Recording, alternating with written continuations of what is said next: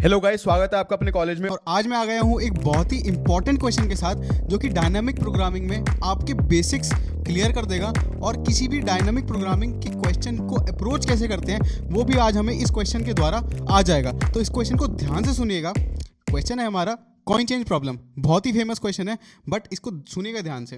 Problem ये है कि given a set of coins and a value V, find the number of ways in which we can make change of V. Right, change of V का मतलब है कि मैं कितने खुले बना सकता हूँ वी के।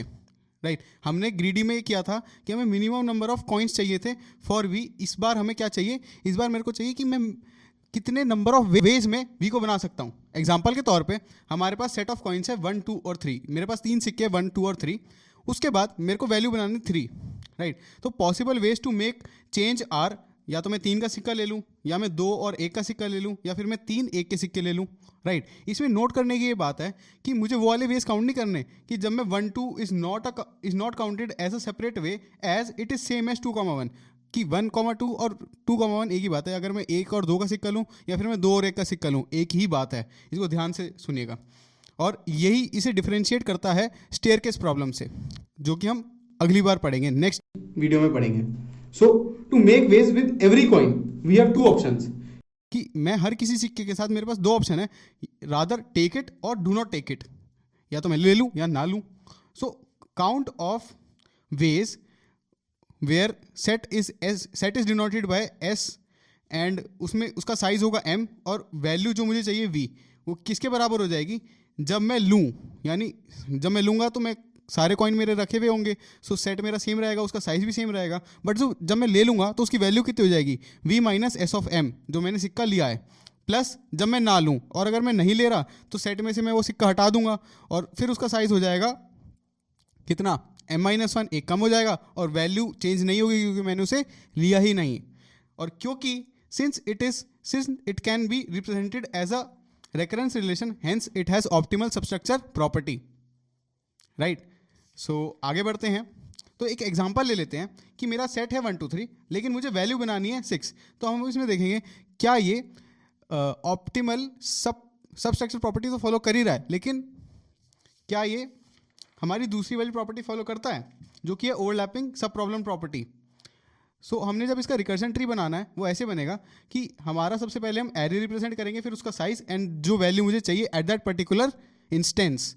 सो सबसे पहले मुझे 1, 2, 3 से उसका साइज है 3 और इसकी वैल्यू है 6। मेरे को 6 वैल्यू बनानी है। तो अगर मैं ले लेता हूँ सिक्का, राइट, तो उसका एरे सेम रहेगा, उसका साइज भी सेम रहेगा, लेकिन मैंने ले लिया तो मैंने आखिरी वाला सिक्का पहले चुना, तो 3 मैंने चुना, तो 6 - 3 मेरी वैल्यू बन गई 3। राइट, और अगर मैं नहीं लेता तो मेरा सेट छोटा हो जाएगा, वो हो जाएगा 1 और 2, उसका साइज है 2 और मैंने नहीं लिया तो वैल्यू सेम रहेगी 6 की 6। अब वहीं अगर मैं इस वाले केस पे आऊँ तो अगर मैं लेता हूँ तो मेरी वैल्यू क्या बन जाएगी, सॉरी, जो मेरा सेट होगा वो सेम रहेगा, उसका साइज भी सेम रहेगा, लेकिन जो वैल्यू हो जाएगी वो हो जाएगी 3 - 3 क्योंकि मैंने आखिरी एलिमेंट लिया है, तो वो हो जाएगा 0। अब जैसे ही मेरे को 0 मिला, यानी मैं कह सकता हूँ कि एक पॉसिबल केस है। और अगर हम इसके रिकर्जन ट्री में ऊपर जाएँ तो हम देखेंगे कि भाई 3 और 3 बनाता है 6, तो एक वैलिड वे है भी सही, तो हम इसको टिक मार्क कर देंगे, हाँ भाई ये ले सकते हैं। अगर मैं नहीं लेता इसी केस में तो वो बन जाएगा 1, 2 और उसका साइज है 3 और वो वैल्यू बन जाएगी 3, क्योंकि मैंने कुछ लिया ही नहीं तो बस 3 हट जाएगा और वैल्यू सेम रहेगी 3 की 3। अब मैं अगले वाले उस पर आता हूँ, राइट चाइल्ड पे, तो उसमें मैं देखता हूँ कि भाई अगर मैं लूँ इसका जो लास्ट एलिमेंट है 2, अगर मैं ले लेता हूँ तो फिर 1, 2 सेम रहेगा सेट, उसका साइज भी सेम रहेगा 2, लेकिन जो मेरी वैल्यू होगी वो 6 - 2 हो जाएगी क्योंकि मैंने 2 को ले लिया है। वहीं अगर मैं नहीं लेता तो वो हो जाएगा 1, क्योंकि मैं 2 को नहीं ले रहा तो वो सेट में से हट जाएगा, साइज भी चेंज हो जाएगा, 1 हो जाएगा और वैल्यू मेरी सेम रहेगी क्योंकि मैंने उसे नहीं लिया। ऐसे ही अगर हम आगे बढ़ें तो हमारा कुछ ऐसा सा सीन आ जाएगा कि अब क्योंकि मैं इसके आगे तो बढ़ नहीं सकता क्योंकि इसमें तो सारा मैंने ले लिया है। सो इस वाले केस में 1, 2 में से अगर मैं ले लेता हूँ तो मेरी वैल्यू हो जाएगी 1 और साइज सेम रहेगा। अगर मैं नहीं लेता तो वही कहानी हो जाएगी कि मैंने नहीं लिया, वैल्यू सेम रहेगी लेकिन साइज घट जाएगा और एक सिक्का कम हो जाएगा। और इस वाले केस में अगर मैं ले लेता हूँ 1, 2, 2, 4 में, तो ले लिया तो वैल्यू कम हो जानी है, बाकी जो मेरा सेट ऑफ सिक्कों का है वो सेम रहेगा। और अगर मैं नहीं लेता तो मेरा कुछ ऐसा बन जाएगा कि सेट मेरा रहेगा उसमें खाली 1 का सिक्का, साइज हो जाएगा 1 और 4 उसका वैल्यू रहेगी। और इस वाले केस में अगर मैं ले लेता हूँ तो वो हो जाएगा मेरा 1 का सिक्का और उसका साइज़ है 1 और वैल्यू हो जाएगी 5, नहीं लेता तो वही मेरा थोड़ा चेंज हो जाएगा। तो अगर मैं इस 5 वाले में फिर से टेक वाला ऑपरेशन लगाऊं तो वो आएगा 1 मेरा वो है बेसिकली सेट ऑफ कॉइन्स और उसका साइज़ भी 1 है और इसकी वैल्यू मुझे 4 चाहिए। तो हमने देखा कि इसमें और इसमें ये वाली वैल्यू सेम आ रही है, तो हम ये कह सकते हैं कि we can see 1 set and 1 size 4 has repeated, hence it also has overlapping subproblem property, so hence it can be solved using dynamic programming, क्योंकि इसकी सब ऑप्टिमल सबस्ट्रक्चर प्रॉपर्टी भी है और ओवरलैपिंग सब प्रॉब्लम प्रॉपर्टी भी है, तो इसको हम डायनामिक प्रोग्रामिंग से सॉल्व कर सकते हैं। तो हम देखते हैं कि इसकी अप्रोच क्या है। सो पहली अप्रोच ये है यूजिंग मेमोराइजेशन, और मेमोराइजेशन तो हमें पता ही क्या होता है कि सिंपल हमें write the recurrence solution and then memorise it. Memorise करने का क्या मतलब है, basically it means create a DP table and store the results. मतलब कंप्यूट करने से पहले किसी भी वैल्यू को, किसी भी स्टेट को हम डीपी टेबल चेक कर लेते हैं कि क्या भाई ये ऑलरेडी कंप्यूटेड तो नहीं है, क्योंकि बार बार सेम काम करना तो गधों का काम है और डीपी में हम उसी चीज़ को अवॉइड करते हैं। इसकी दूसरी अप्रोच ये है यूजिंग टैबुलेशन। सो टैबुलेशन में हमें पता है वो बॉटम अप होती है, तो हमें बेस से बनाना पड़ेगा सॉल्यूशन। तो हम क्या करेंगे, take each coin 1 by 1 and fill the DP table till that coin, और फिर for all the values from 0 to V, right. इसको एक एग्जांपल से समझते हैं। मान लीजिए आपके पास एग्जांपल है 1 2 3 और वैल्यू आपको बनानी है 6, तो ड्राई रन करते हैं इस केस को। इधर में इसके जो कॉलम्स होंगे वो वैल्यू रिप्रेजेंट कर रही है, जो इसकी रोज है वो कॉइन्स रिप्रेजेंट कर रहे हैं। तो 1 का सिक्का, 2 का सिक्का, 3 का सिक्का। अब पहली जो मेरी रो है वो रिप्रेजेंट कर रही है कि अभी तक मैंने एक भी सिक्का नहीं लिया, राइट, एक भी सिक्का नहीं लिया। तो 0 वैल्यू बनाने का एक ही वे है कि भाई मैं कुछ लूँ ही ना, लेकिन वैल्यू तो 0 बन गई मेरी, तो 1 वे मैंने लिख दिया। अब इसमें अगर और कुछ मेरे सिक्के ही नहीं है तो बाकी सारे मेरे वैल्यू 0 हो जाएंगी, क्योंकि आपके पास वेज ही नहीं है बनाने के लिए, जे भी खाली है आपकी। लेकिन अगर आपके पास 1 का सिक्का है तो आप ये कह सकते हैं कि मैं लूँ या ना लूँ, 2 केस हो जाते हैं ना। तो अगर आपको 0 बनाना है तो अगर आप लेते हो तो आपको पीछे जाना पड़ेगा। Basically for every cell we have 2 options. 2 option क्या है कि टेक दैट कॉइन, अगर टेक किया तो DP of I same row में j minus S of I minus 1, जो सिक्का है उसकी वैल्यू माइनस करके वो वाला मेरे को सेल उठा लेना है, राइट। और अगर मैं नहीं लेता तो मेरे को लेना नहीं है, तो सीधा मेरे को ऊपर वाली रो से और सेम वैल्यू का मेरे को जो नंबर ऑफ वेज होंगे वो ले लूँगा। तो अब मैं 1 वाली कॉइन पे चलता हूँ और 0 वैल्यू बनानी है मेरे को। अगर मैं लेता हूँ तो मेरे को -1 के वेज चाहिए जो कि 0 होंगे, तो वो हम कंसिडर ही नहीं कर रहे। और अगर मैं नहीं लेता तो मैं सीधा ऊपर जाऊँगा और मैंने ऊपर से उठाया तो 1 का 1 आ गया। अब ऐसे ही मैं देखूँ कि अगर 1 वैल्यू बनानी है तो अगर मैं ना लूँ तो मैं ऊपर से उठाऊँ तो वो 0 है। अगर मैं लूँ, राइट, मैंने 1 लिया तो वो लिया, तो उसके बाद क्या हुआ, 0 + 1 1 आ गया। और वैसे भी सोचें कि आपके पास 1 का सिक्का है और आपको 1 वैल्यू बनानी है तो एक ही आपको सिक्का डालना पड़ेगा। अगर आपको 2 वैल्यू बनानी है और आपके पास सिर्फ अभी 1 का सिक्का है तो आप क्या करेंगे, या तो आप उसे नहीं लेंगे तो ऊपर से लिया तो भाई आप नहीं बना सकते। अगर आपने लिया तो आपके पास 1 वे है, तो आपने इन दोनों को ऐड कर दिया और ऐसे ही आगे की टेबल मेरी भर जाएगी। 3 के लिए मेरा होगा दिस प्लस दिस, और 4 के लिए मेरा होगा दिस प्लस दिस, 5 के लिए मेरा होगा दिस प्लस दिस, एंड 6 के लिए मेरा होगा दिस प्लस दिस, जो कि अभी सारे 1 है मेरे। अब अगर मेरा 2 आया, राइट, तो मैंने 1 का काम कर लिया। अब मैं 2 का सिक्का अगर आ गया मेरे पास तो मैं उसके लिए काम करने जा रहा हूँ।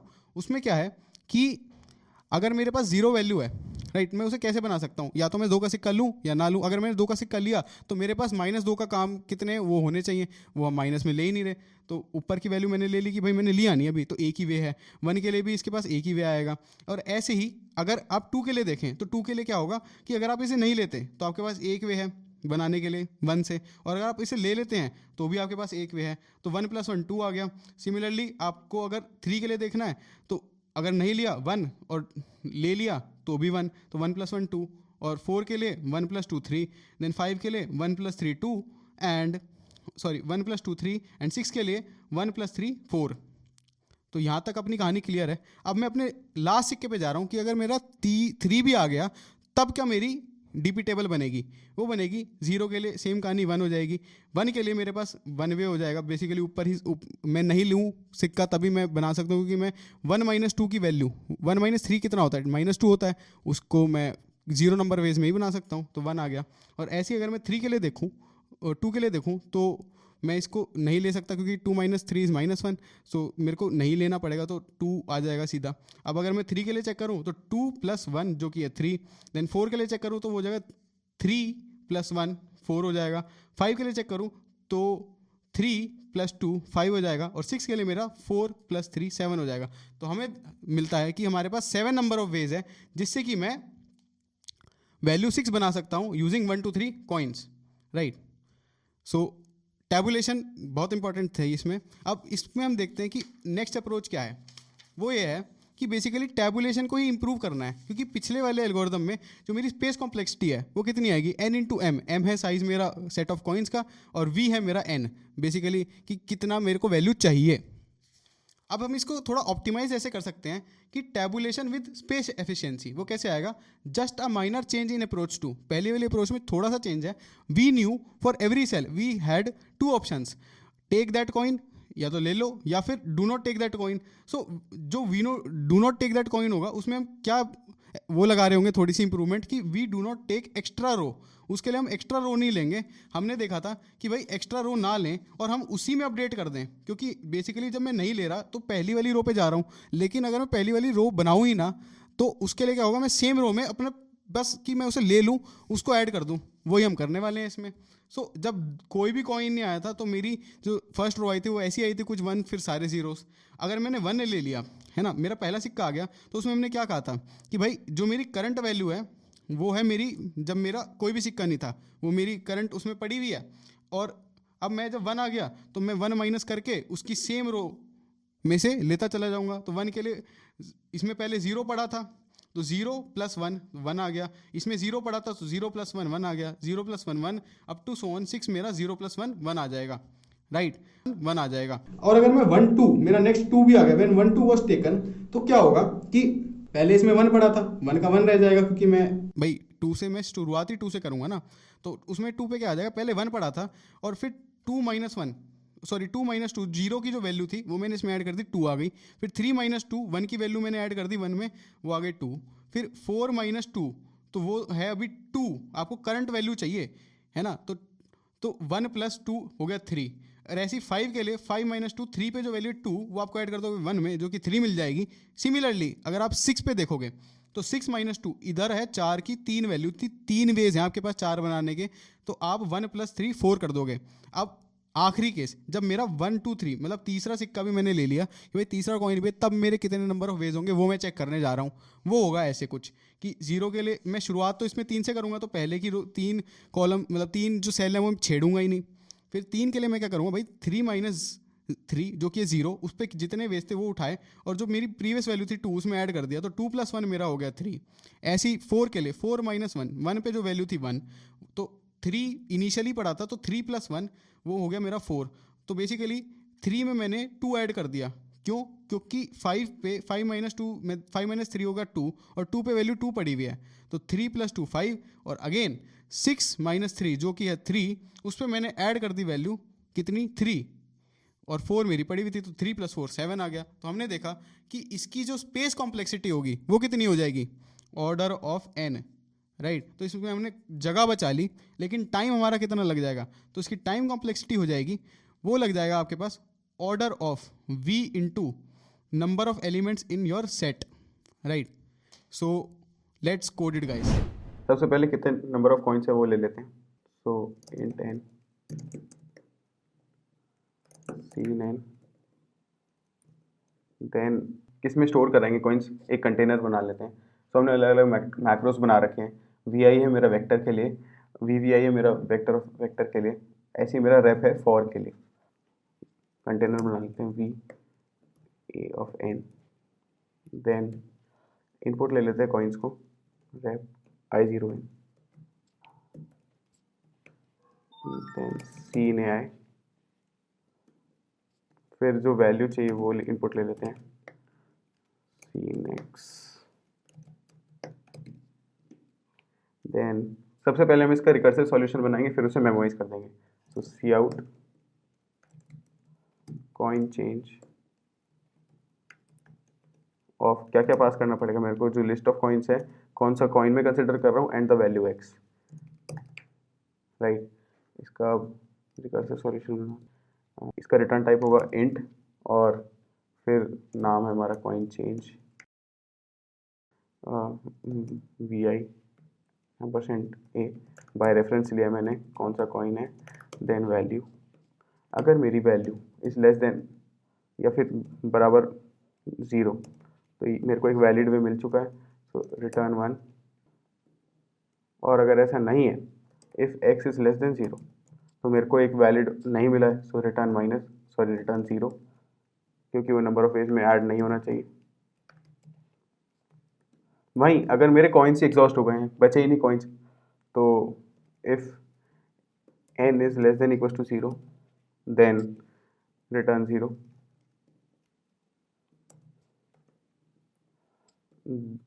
राइट, अब ये सारे बेस केसेस थे। अब लास्ट मुझे क्या रिटर्न करना है कि मेरे दो ऑप्शन थे, रिटर्न कॉइन चेंज ऑफ जब मैं ले लूँ, सो ए ले लिया है मैंने, तो x में से मेरे को वैल्यू घटानी पड़ेगी x of n minus 1, x minus A of n minus 1, और प्लस वो वाले केसेस जब मैंने नहीं लिया है, तो उसके लिए कॉइन चेंज ए n माइनस 1 और मेरी वैल्यू सेम रहेगी। राइट, इसको सेव करते हैं, रन करके देखते हैं अपने टेस्ट केस पे। सो मेरे 3 सिक्के थे, उनकी वैल्यूज थी 1 2 और 3, और वैल्यू मेरी 6 थी। So let's run it guys. तो हमने देखा हमारा आउटपुट सही आ रहा है 7।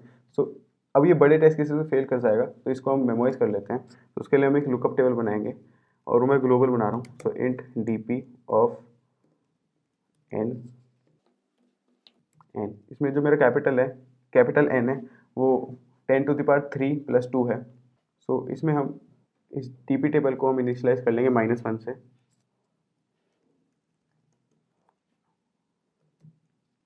डी ऑफ आई जे बराबर -1।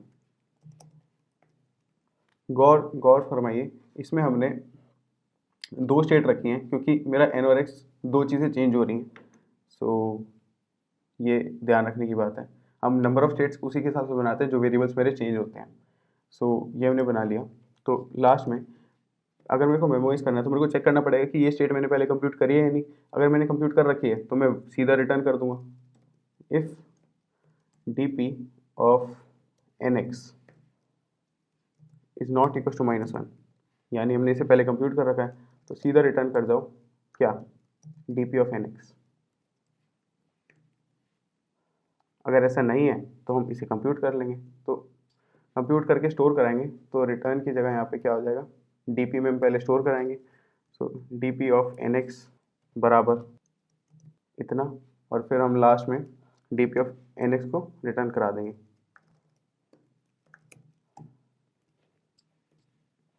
राइट, इसको सेव करते हैं, लेट्स रन इट। तो इसमें हम देख रहे हैं कि स्मॉल एन हमारा डिक्लेयर्ड नहीं है, सो ऑब्वियसली ये कैपिटल एन होना चाहिए, ये भी कैपिटल एन होना चाहिए। Command S, rerun it. तो जैसे हमने देखा हमारा आउटपुट सही आ रहा है 7। सो इसका अब हम आइटरेटिव वर्जन देखते हैं वो कैसे बनाएंगे। ठीक है, सो जितना भी है ये सब डिलीट कर देते हैं।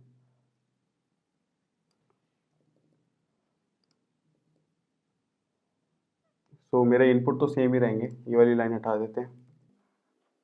इसके बाद मैं अब इसमें अंदर ही डीपी टेबल बना लूँगा। ठीक है, तो V V I D of उसका वो क्या होगा, डायमेंशंस वो हो जाएंगे n+1, क्योंकि मेरे को nx भी वो करना है एक्सेस, तो n+1 तक मेरे को लेना पड़ेगा। और जो हर वो होगा रो, वो कितने कॉलम स्टोर करेगा, वो स्टोर करेगा x+1, और हर किसी की इनिशियल वैल्यू मैंने कितनी ले ली, 0। तो ये मेरी डीपी टेबल बन गई है। अब हम कह सकते हैं डी ऑफ 0 0 ये 1 है, क्योंकि अगर मेरे पास 0 वैल्यू है तो मेरे पास एक वे है कि मैं कुछ लूँ ही ना। फिर हम हर किसी कॉइन के लिए आइट्रेट करेंगे, रेप i1 n+1, और फिर मैं 0 से लेके x तक की सारी वैल्यूज़ के लिए आइट्रेट करूँगा। तो रेप j0 x+1,